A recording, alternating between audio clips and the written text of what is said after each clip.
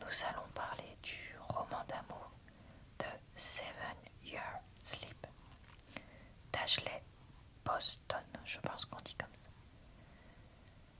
C'est un livre que j'ai lu sur ma liseuse et non pas sur la tablette ou autre.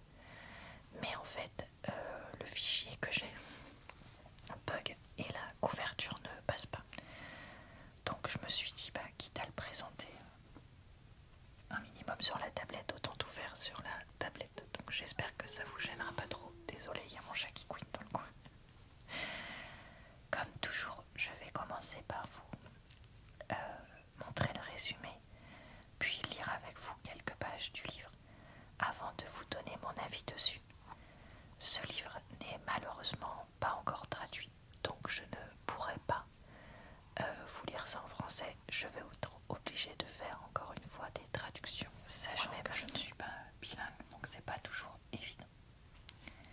Des fois, le pire jour de votre vie arrive et vous devez vous débrouiller pour vivre après.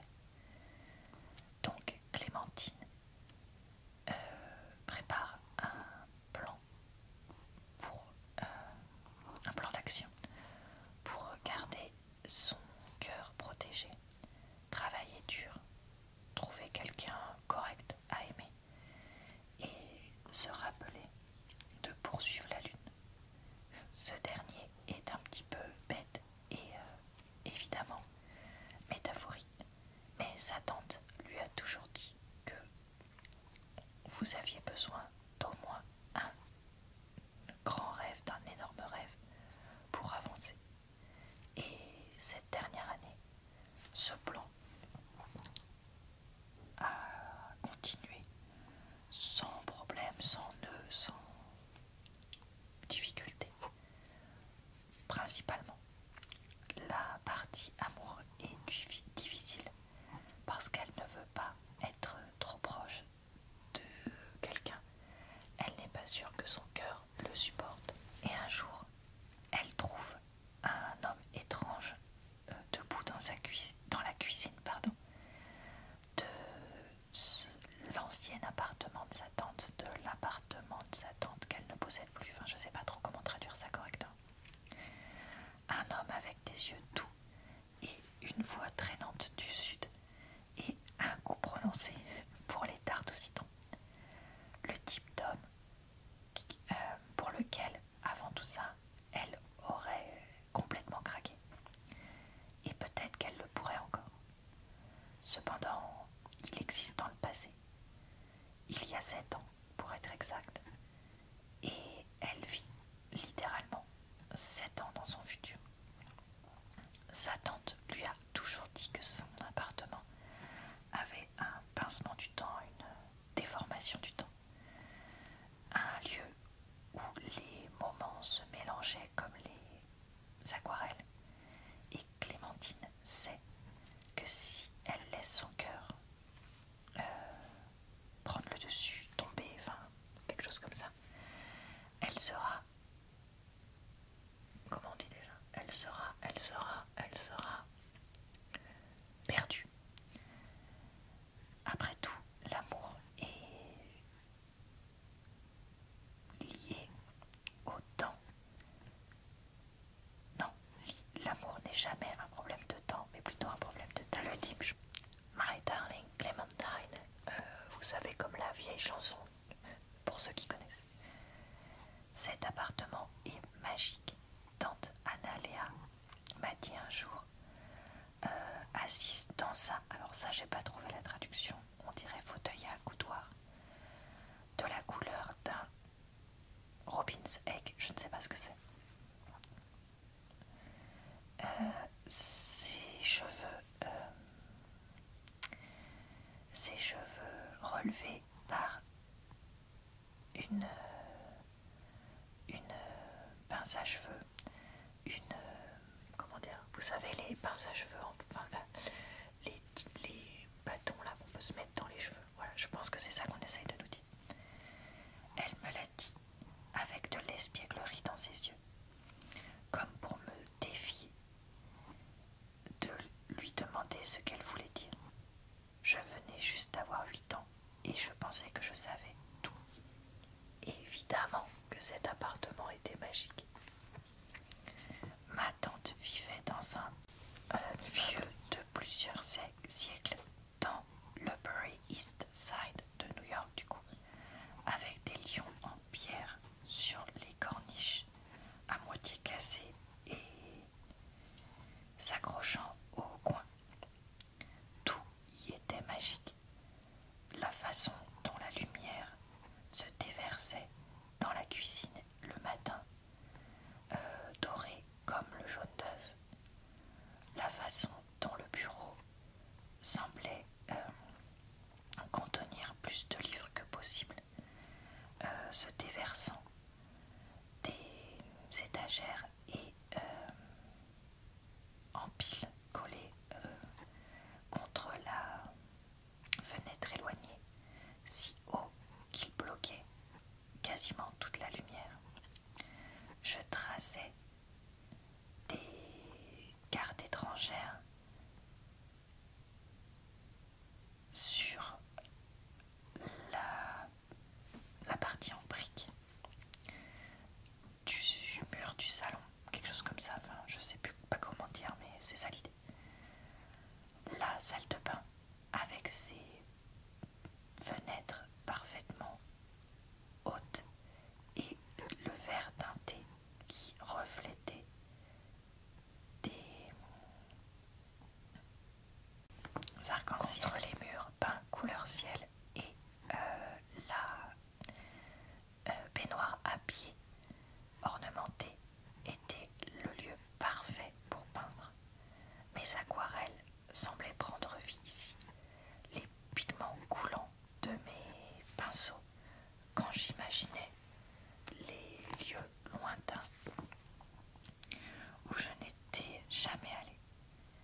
Le soir, la lune semblait tellement proche des fenêtres de sa chambre que j'avais l'impression que je pouvais l'attraper. Cet appartement était en effet magique. Vous ne pouviez pas me convaincre du contraire. Je pensais juste que c'était ma tante qui le rendait magique. La façon dont elle vivait, libre d'esprit, qui se transposait à tout ce qu'elle touchait. Non, non, elle a dit avec un geste de la main,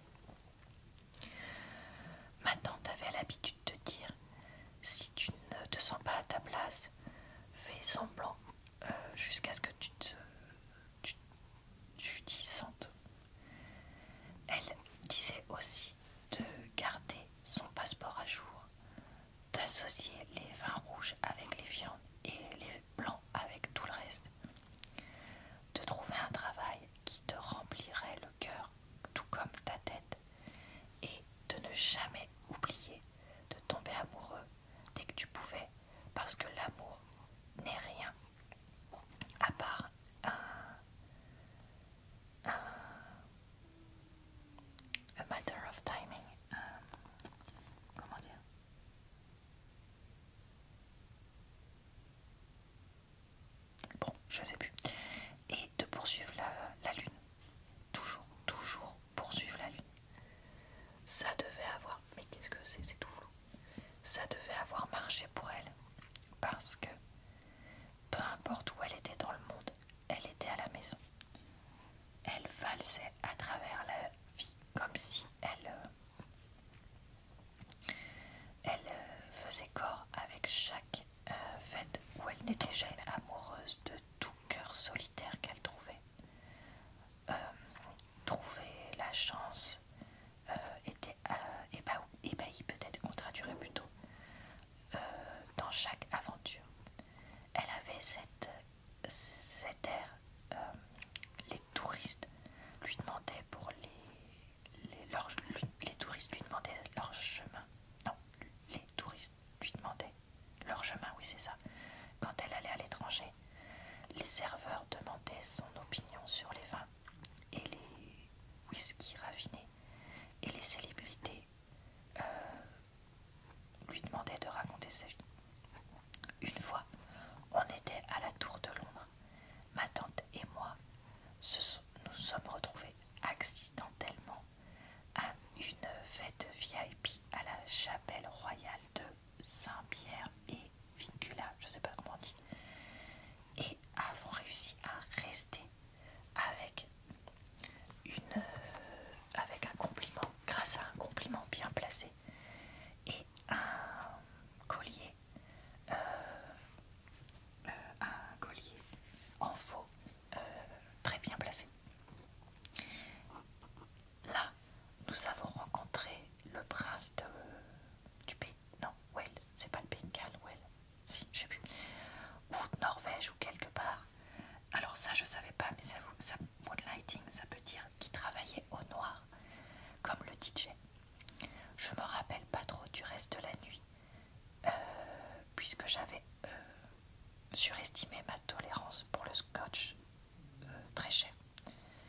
Mais toutes les aventures avec ma tante étaient comme ça. Elle était très douée pour pour donner l'impression que c'était normal qu'elle était ici,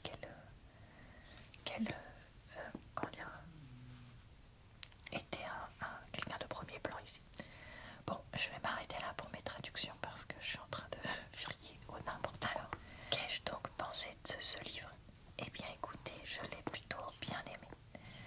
J'ai trouvé l'histoire très mignonne et intéressante, avec cette tante très adorée qui n'existe plus, qui est décédée. Et au début du livre, on a vraiment la douleur de Clémentine par rapport à ça.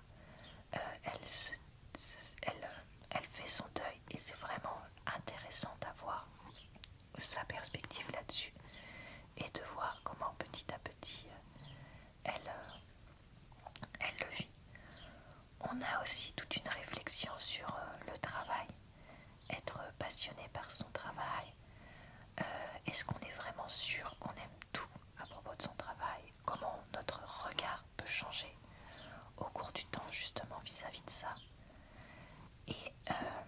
Et sur le fait d'être un workaholic, quelqu'un qui, comment dire, travaille trop. Je me suis sentie un peu concernée pour essayer d'être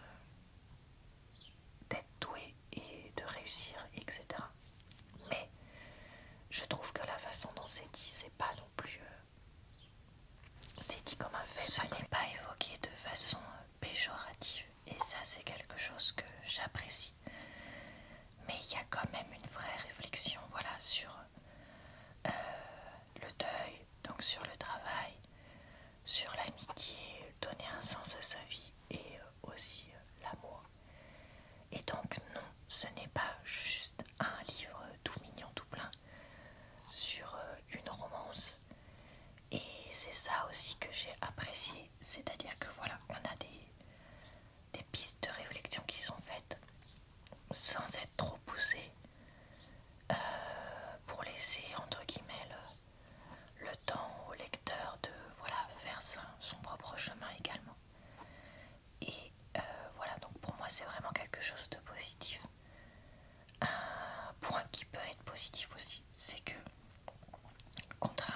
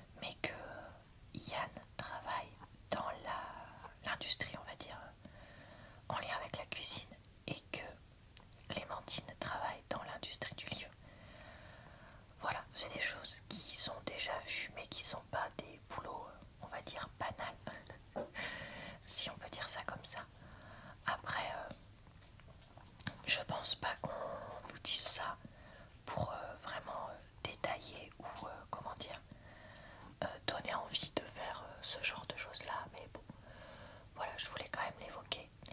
Et tous les deux connaissent une réelle évolution sur la durée du livre, positive sur certaines choses, on pourrait considérer négative sur d'autres.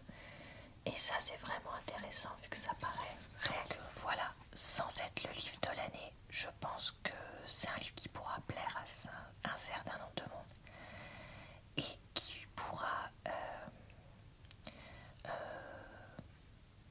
comment dire, en fait attendez, je pense que comme je disais peut-être aussi avant, si on est soi-même en deuil, le début peut être un peu difficile à lire et le livre prend un peu de temps à se mettre en place. Je pense également que si on est très jeune, peut-être que ce sera moins intéressant de lire ce livre parce que la réflexion sur qu'est-ce qu'on est devenu et est-ce que ça correspond à nos valeurs d'avant, elle sera moins pertinente. Mais je pense quand même que ce livre peut être lu jeune, dans le sens où voilà, les sujets sont intéressants et il n'y a pas, donc comme j'ai dit, de scènes détaillées intimes. Et voilà, moi vous savez que je fais partie des gens qui considèrent que